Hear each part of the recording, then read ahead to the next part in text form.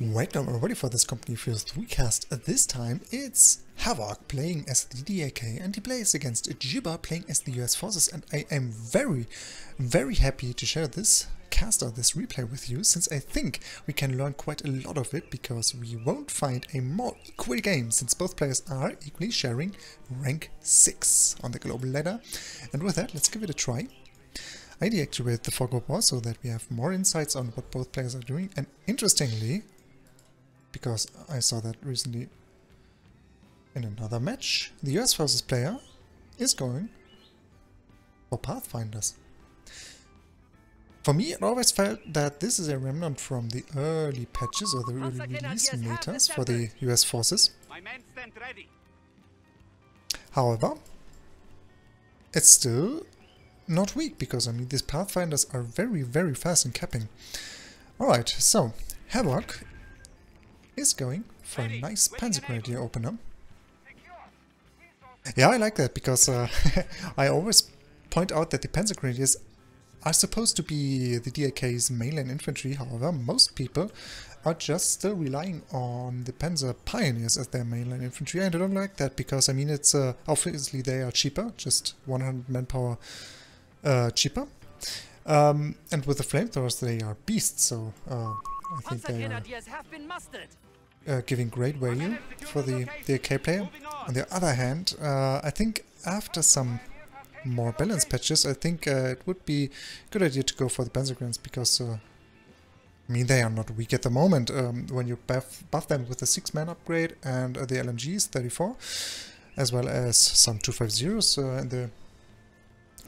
in the surrounding, then these guys are really strong. For instance, when they want to throw an anti-tank grenade, for instance, they gain like, what is it, maybe 30%? 30% of, how's it called, not reach, not, it's range. They gain a range boost, but they are also harder to hit, they deal more damage. And there's another buff, but I don't remember it. So, always go for a 250, and that is exactly what Havoc is doing. This is something I would recommend against the US Forces generally, because especially the Pathfinder build is really struggling with fighting early light or medium vehicles, since they can't snare. And you certainly need something to deal with the superior capping powers, and the 250 can transport your units far behind the enemy lines, for instance, so that you can do some fast capping maneuvers. And we see the first battles. Jibber in the meantime went for 3 Pathfinders, received 3 Pathfinders, and now he's going for the Tier 2. So most likely he's just about to squeeze out a nice and early flak half-track. Maybe because he's smelling that Havoc was going for the 250. Yeah, he's intending to do some barbecues, but unfortunately he's suffering of the bug that these Pioneers won't enter the 250 just in time, and then it's driving away, leaving these poor Panzer Pioneers alone.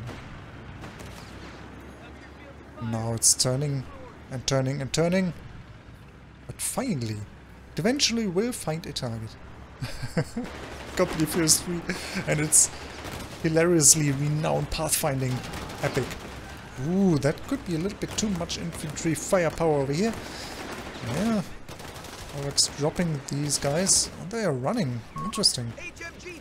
Certainly don't want to bleed some manpower over here. Is the 250 about to escape? Yeah, it's... Yes, okay, well played. 250 is alive, and now it's buffing the Panzer Grenadiers. Let's have a look. What are they getting? Increased accuracy. Yeah, we already said that. Ability range. Yeah, their ability range, that is, for instance, for grenades. That is really huge. Speed is increased, and it makes this unit harder to hit when near combat vehicles. Yeah, great. Always care for your 250s, not like me. I am a huge fan of wasting these things. Wait a second, in the meantime, I really have to tune down the volume a little bit. It's too loud, right? Let's go on. That's better. Interestingly though, in the meantime we see that the DAK indeed got some good map control. Recently I was having a match on the very same map, with the very same match up actually. That's interesting because my opponent, I was playing the DAK and we played exactly this thread. 1 by 1, I guess. No, not 1 by 1. I opened with the Kettengrad as well, so that I am having a little more capping power. And the Kettengrad is even not performing badly against the Pathfinders. Kettengrad will win in a 1 vs 1. So it's, I think, not a bad deal for the DAK. Whoa, we see a M3 dive. Is it an M3? Yeah, it's an M3. No, M5. Ooh, and now the quad is King 250. Will get the kill? Ah, scarce. But Jibber certainly wants this flak half-track to survive. That is quite understandable.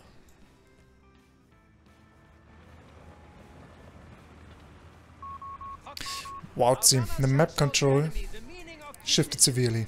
Now the DAK is in a pretty bad spot map control wise. Oh, that is yeah, a common issue for the DAK as soon as the flak half track kicks in. Yeah, why is that? That is why. Oh no, that is why. That is because the DAK is lacking some early anti-tank capabilities. You either need to upgrade the grenade package for your Panzer Grenadiers, and Havoc already did that, but unfortunately it takes some time until the first anti-tank gun arrives for the DAK, and it also takes some time until the first Panzerjäger mechanized groups arrived, if you need that. Now it arrives, okay, perfect. But it's minute 6.5 and were not many seconds Havoc waited for bringing the call-in unit. Interesting! Wow! We see a converted 250. Amazing! So, Havoc went for the, how is it called again? The combat half-tracks. The tech upgrade for the 250s. Which is really huge, because these, if I remember correctly, these can't quite compete with a flak half-track, but they are another nice choice against the Pathfinder build, even though Jibber already went for the first paratroopers, having Zooks. These certainly are a threat to, yeah, the cute 250s, and the cute 250s just appear to be cute and close to these bad boys with their Zooks. However, now, as soon as the convert 250 arrived, 250, what is it? 250-9. Yeah, Havoc is getting back some map control. Very nice. Even though Jibber already, yeah. Ooh. Took some of this fuel over here.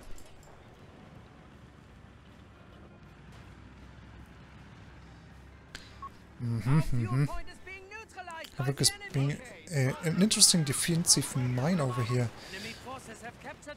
Interesting spot to place a mine over here, isn't it?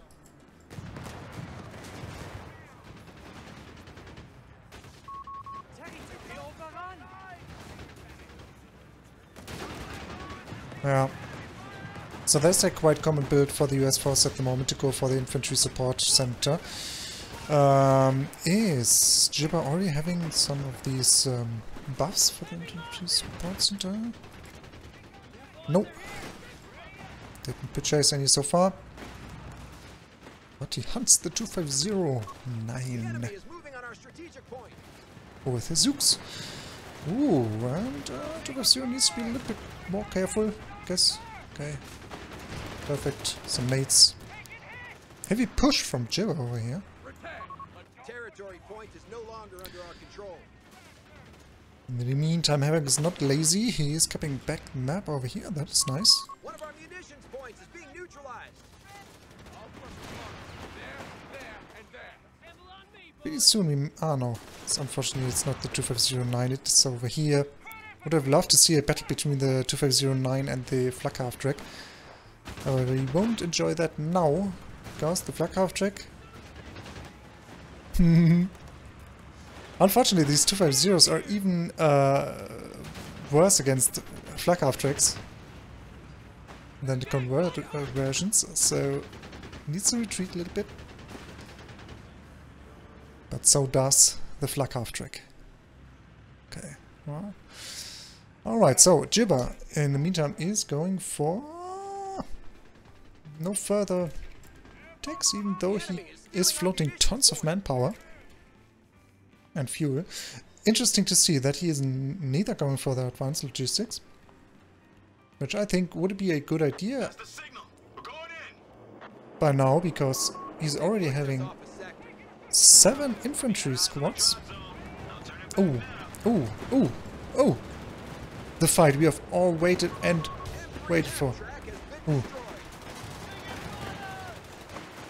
Okay. I mean, there was some small fire support from these panzer grenadiers, however, the 250/9 did a great job in repelling this Flak Half-Track. Amazing. So, are we seeing some upgrades now? No, we are not seeing them. Interesting. So, the one thing we all have been waiting and waiting for, the fight between these two bad boys, already happened. However, the other thing we are waiting for is not about to come just now. To see them. Want to see them. No, he's indeed rushing for the tank depot instead. Yeah, that is interesting.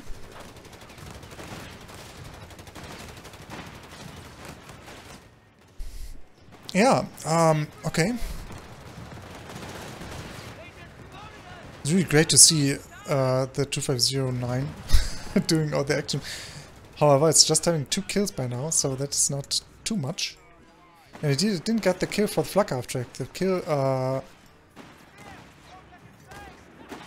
was done by these Panzer Grenadiers. Maybe these? No. Wait a second, is he having 2 of them already? Yes, he is. I like that. I like that quite a lot. Thanks Havoc for this amazing build. It's funny to see. Even though yeah, I mean, most likely Havoc won't play this build when he would play against a rifleman-based build. However, as you can see, these things are super squishy. They are not so strong. And do you remember when I was wondering about this defensive mine over here? And indeed, I didn't saw action yet. If I plant mines over here, it's either over here or over here, but not over here. Interesting. I mean, most likely it was his intention. Mostly was for getting retreating squads from the victory points and get the full unit kill with this mine. However, I think in Company Phase 3 that is not... you can't rely on the full unit kill. Ooh, the 250 is in a pretty bad spot. Woohoo! Thank God they didn't shoot.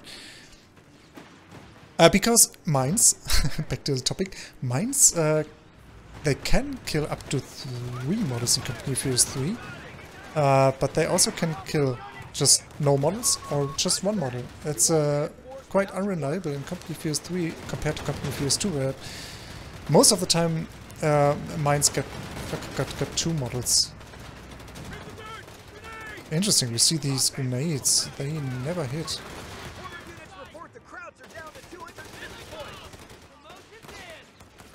Yeah, so these WMGs are very scary. Strong stuff.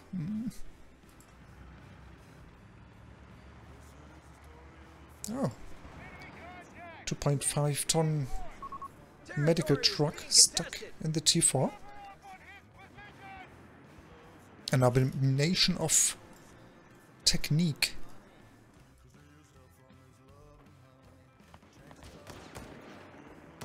Oh, wait a second. Not technique, technology. Whoopsie daisy. Yeah, but that is, yeah, I think that is the great thing about this channel. Only here you can hear Germans desperately trying to speak English properly. But someday I know I will grow fluently in this very nice language. One day a man can dream, and this 250 can't anymore because it will die. What? Die, okay. Ooh, and it's even withstanding the smallest fire and it's coming away. Wow, okay. That was huge so far. Let's see whether it still will survive. Most likely it will, because they are not going southwards. They are just going straight to the western part of the map. Not able to fetch the 250, and they also weren't able to fetch the anti-tank squad over here. Whoa, whoa, whoa, whoa, whoa.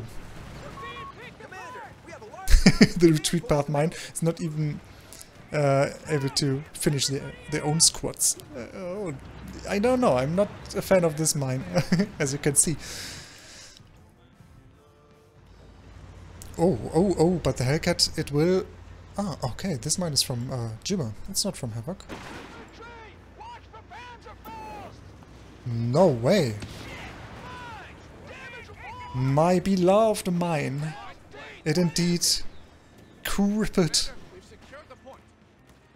the cat from hell. Is now more like a mouse from hell. Most likely will die to the Panzer III, because the Panzer III is not too weak. It is quite lucky not to hit the mine over here.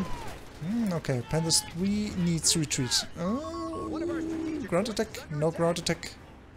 Alright. Lucky Panzer III. Lucky Hellcat. Okay. So far. Let's take a look at the army composition. Very quick. So, Jibber still mostly relying on infantry and a Hellcat. We see 2 Pathfinders. Used to be 3. We lost 1 Pathfinder. 2 paratroopers, 1 with the brands, no, the bars, sorry, and 1 with Zooks. An engineer, that's great, because often enough I don't see, or I see US Forces players not even building 1 single Pioneer, and I think it's really important to do so, because this is your only option to plant mines, at least in the early game. And they are also useful for clearing garrisons due to the flamethrower upgrade, if you give it to them. On the other hand, they can swipe mines when you give them the minesweeper, and I think that's really important. And they can set up sandbags, and that is also important, I guess. Alright, and 2 MGs. I think this is quite a sturdy army composition, because he's having severe anti-infantry firepowers. And usually... I would feel comfortable to say that the DAK, yeah, it is not too scary infantry-wise. So, I mean, the assault grenadiers can be very scary, and the Panzer grenadiers also can be scary when they are close to a 250 or other vehicles, and they have having the upgrades. I mean, we already see the 6-man upgrade. However, yeah. Still, I think the US Forces infantry is way more scary, so quite a nice army composition for Jibber over here. And Havoc is, in the meantime, going for... Yeah, most likely sooner or later he will upgrade this to 50 as well. He planted some mines already, and most likely that is an American mine, okay, and this is an American mine as well. And this is also an American mine. Ooh, okay. So Havoc is not having that many mines. Okay, so maybe rather he would place some mines instead of going for the upgrade for the 250, because it's not really worth it. Okay, and he's having a Panzer III. He's not floating tons of resources, but a little bit. So the next Panzer III maybe will come in, even though Havoc is having the Hellcat. So obviously, not Havoc, Jibber. Obviously Havoc is hunting this Hellcat, and I assume as soon as this Hellcat dies, and I think it will die because it's crippled and there are the tank hunters, and we already see some Panzer Grenadiers able to throw the anti-tank grenades. I assume after this Havoc will go for a second Panzer III, what I quite like because it is exactly my favorite DAK build. By the way, we also don't see the abuse of the Marder spam and Sturmhaubitzen spam or Achtrad spam. Maybe not just a spam, but 1 or 2 Sturmhaubitzen paired up with 5 Marders is enough to call it a spam, I guess. So, great build for Havoc. Sturdy build for Jibber. Now I'm curious whether we will see the second Panzer III. And oh no, unfortunately, these guys just hit the mine. I think the Hackett will die anyway. There is not much Jibber can do about it. I mean, there's the MG, but the anti-tank grenade is coming out, and one more burst of the anti-tank team. Oh my god, the MG. We see smoke. Well played by Havoc using these assault grenadiers to smoke so that the Panzerjägers can hunt the Hellcat. Woo! And the mates are nearly killing this MG. Wow, what an engagement. What an engagement. That is so great to see. By the way, I always enjoy seeing the matchup US versus DAK. The Hellcat is dead. That is great. Because I think the US forces at the moment are the stronger fraction, especially when you are playing the infantry support center. And I think that I like that Jibber is not going for the armored battle group. However, I think at the moment it's the strongest way to play the US forces, going for the infantry support center, which is this beast over here. Then go for some upgrades. Yeah, we already saw the most important upgrades over here. So the reinforcement costs are lowered by 25% and 10 health points more for all units. I think that's the second upgrade. We can't see it anymore. Oh, no, we can.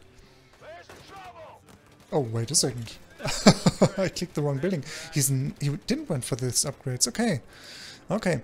We see the second Hellcat for Jibber. And we see no second Panzer III for Havoc.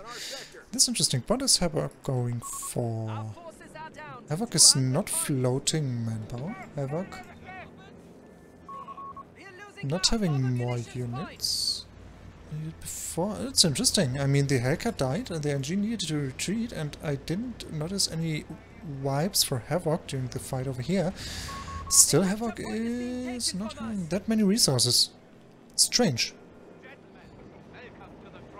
And he's not building the second Panzer III.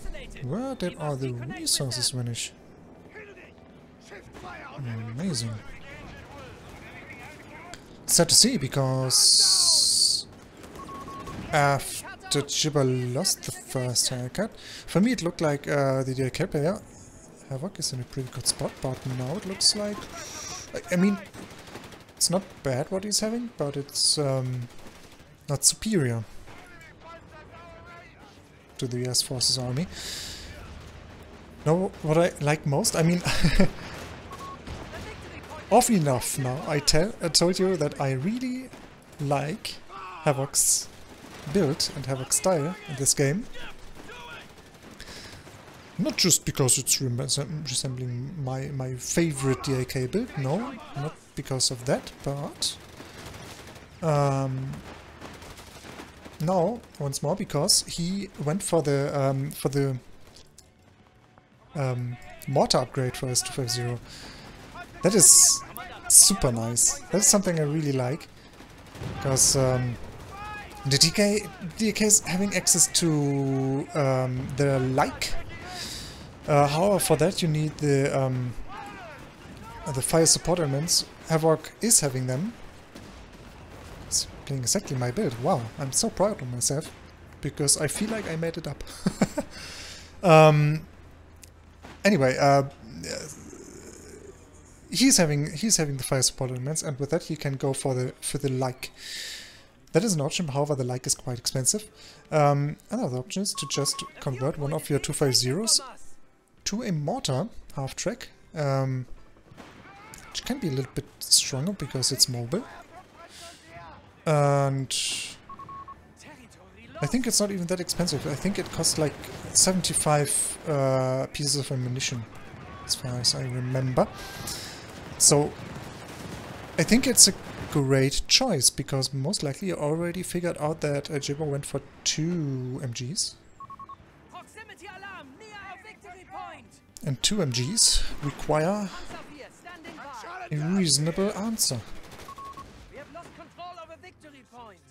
That, indeed, is not a Panzer III, but a Panzer IV.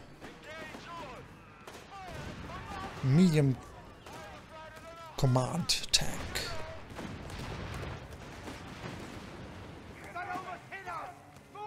Okay, so, here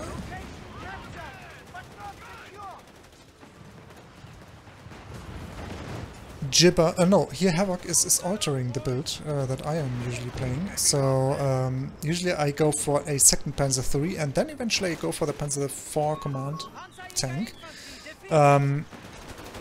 Oh, Panzerjäger infantry defeated over here, that is so bad. Oh no, and a mine. Ooh, the Hellcat is not so weak, so it could maybe be a little bit dangerous now for Havoc. Oh, oh. Nice dodge.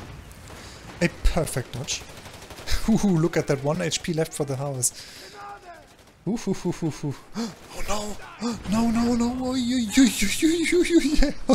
What is Havoc doing? Whoa, that beast! He's beginning to believe. He's beginning to believe. Look at that. Unfortunately, tanks in Company Furious 3 can't crash. Otherwise, maybe these Panzer Grenadiers or these Assault Grenadiers might have become pizzas by now. But they didn't. Okay. Good for Havoc, bad for Jibber. On the other hand, this insane move of Havoc, maybe it, I don't know, did it just disturb Jibber, or what was the reason why the Hellcat rushed back towards this position instead of taking some long-range shot at these armor of Havoc when he still was having the reconnaissance for doing so. Now he's having the reconnaissance, but he gets fired back. Oh no, that is really bad. Another crippled Hellcat, and the second crippled Hellcat is doing the exact same move as the first one did. That could become very spicy, very spicy.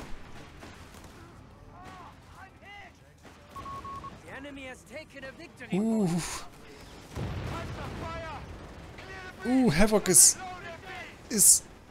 spicing away the Hellcat and the flamethrower engineer at the same time. Now he's going for the second Panzer III. Phew, oh boy, oh boy. It's not looking good for Jibber.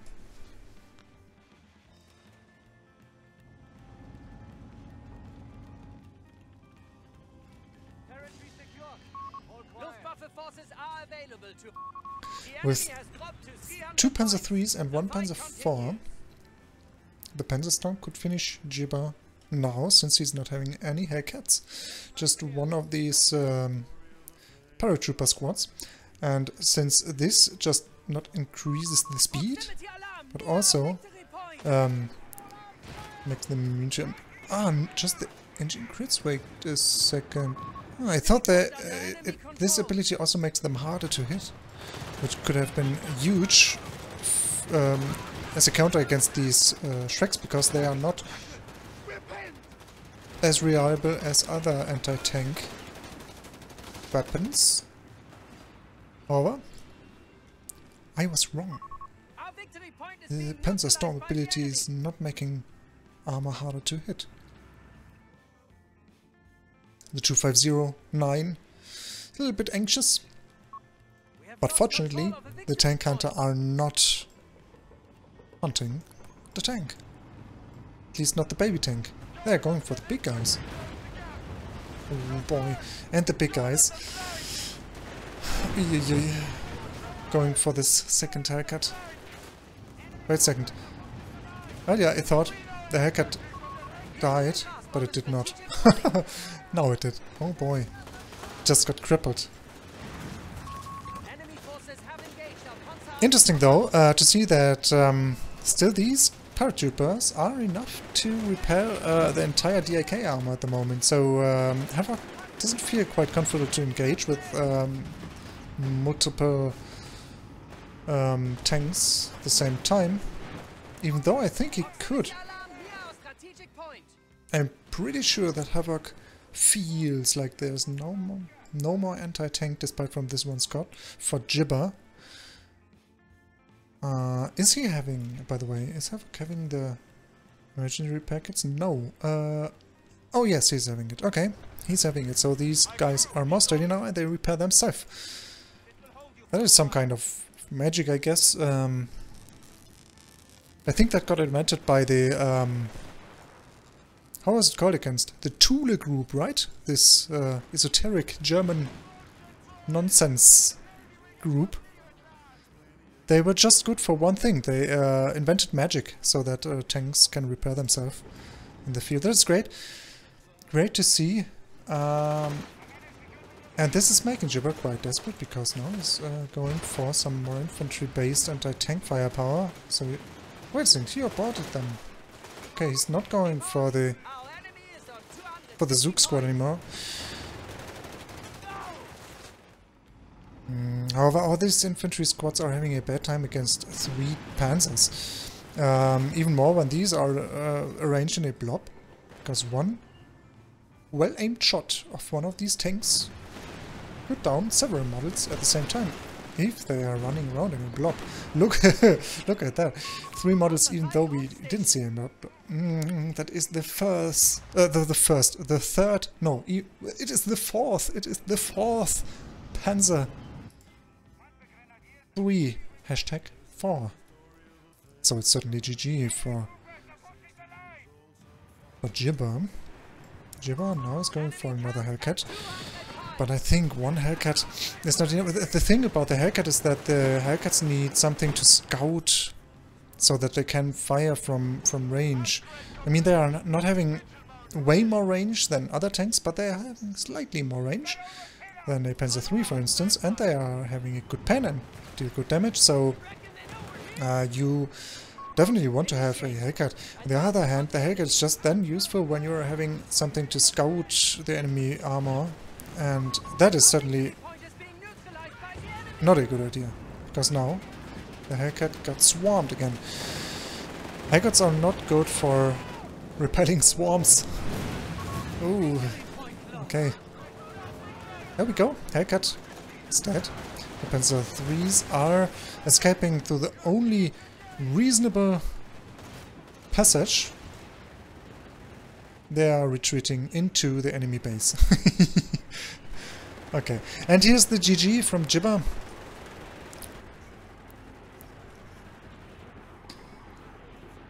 Jibber drops the GG and he wonders about the infantry. The infantry plays in this match. Yeah, maybe he was just referring to his own army composition because it was highly relying on infantry instead of on vehicles, because the vehicles unfortunately were taken out by huge swarms of Panzer 3s all the time, so they were not having a good time. And just the infantry is not enough to repair all these Panzer 3 because it's just serving for huge amounts of manpower bleed. So, what did we learn from this match? So one thing we saw earlier in the game, again, is something I observed last time when I cast a game Felping Hans. And this is a mechanic which is quite obvious on the one hand, but on the other hand it takes you some actions of your APM. So sometimes maybe you don't want to use it, but in the early game it is a good technique. And what I'm talking about all the time is, for instance, when you are entering this point to capture. All the pros are always standing in the outer area of the circle, so that they're capping the point, but they are more close to the next point they want to cap or the next action they want to do. And I think that is good, because in a match between me and Helping Hans, I observed that we were having the exact same capping order, and I was not using this technique, but Hans was using it, and I think he... Yeah, okay, it's hard to tell now how much faster he was, but he was way faster than I was. For instance, when he was capping this point, and then this point, and he would just stand next to the pole and then runs towards this point, he loses like around 3 seconds or so. And 3 seconds to arrive here earlier is a huge amount of time. In 3 seconds, maybe, no, 10 or 15, maybe even 20 or 25% of this point would have been kept already. So that is something we saw here again earlier in the game.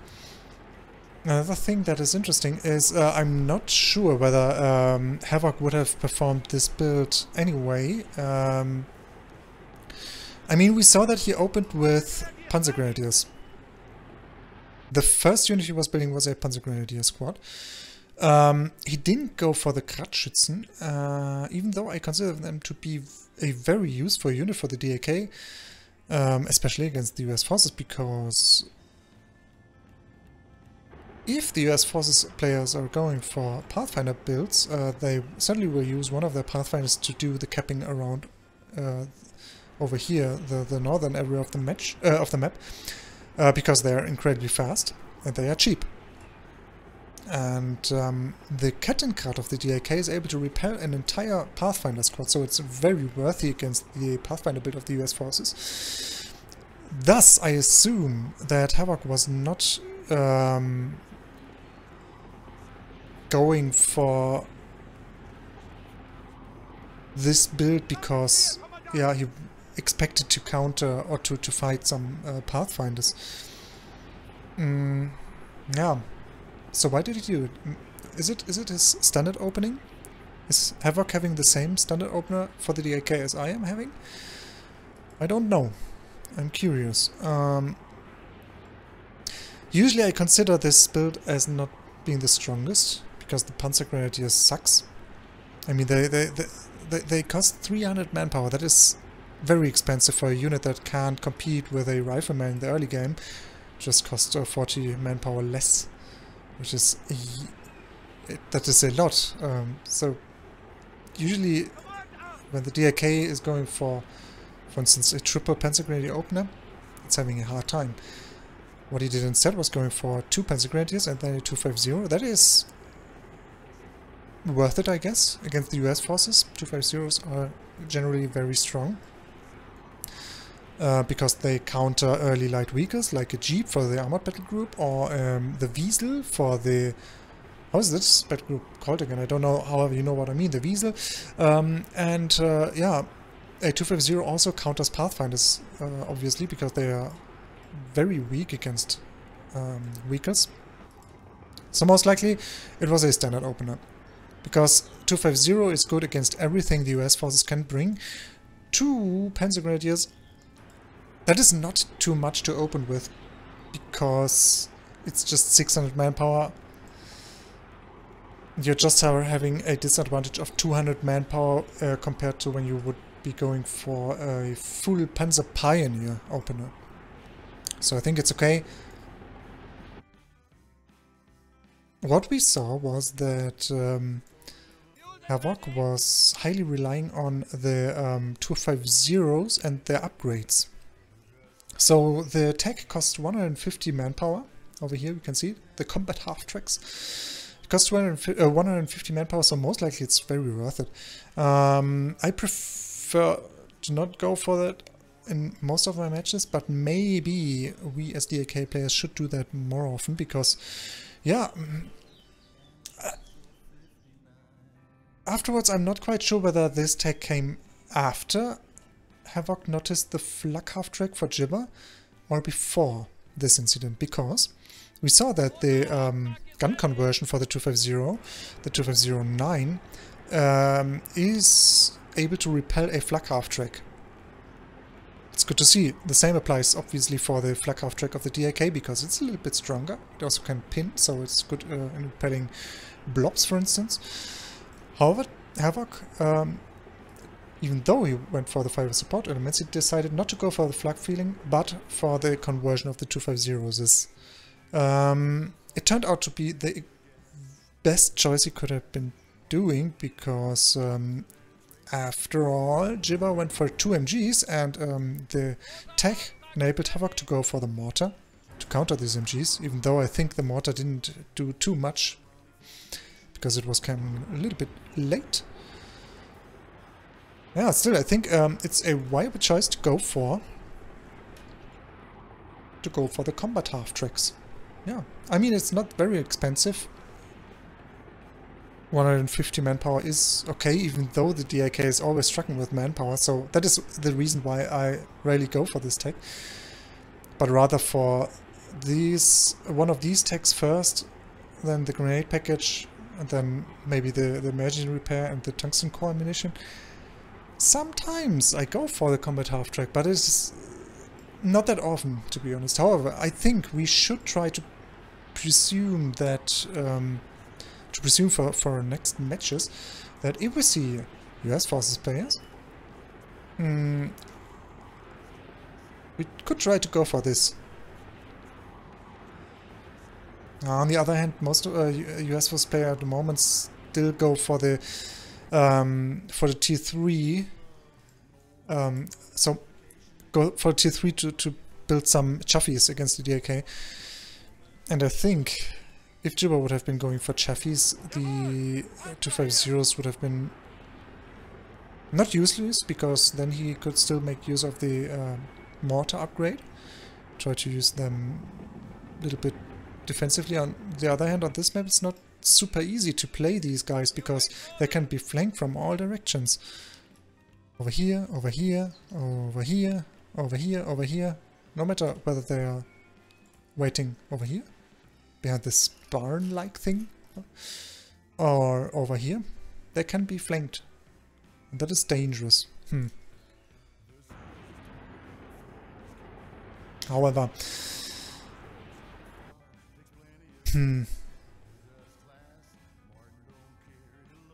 how could we figure out whether the US Forces players are going for the tier 3 or not? Because if you somehow could scout the base of the US Forces player, the DAK player, maybe could make sure whether you are safe going for the upgrade or not.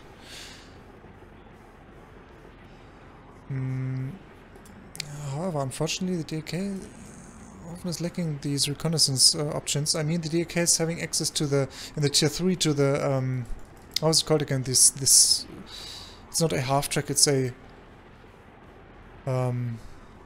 yeah, the reconnaissance tractor, you know what I mean, this reconnaissance tractor thing that can provide some reconnaissance. However, I don't think that it can reveal buildings and stuff like that, and also it most likely would send over here to have this line of sight. Anyway, I think it was a risky choice for Havoc to go for the combat half-tracks after all, but in this very match it turned out to be the very best choice he could have been doing. I don't know what I should think about that.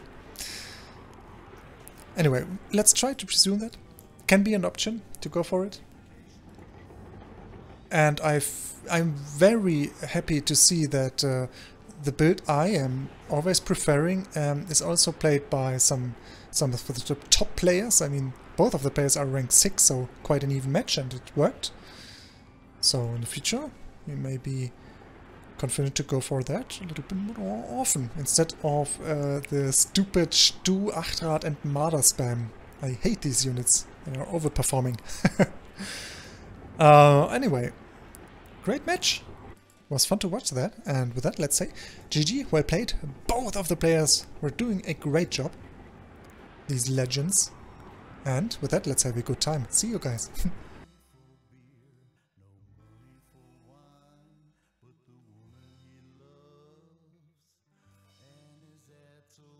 59.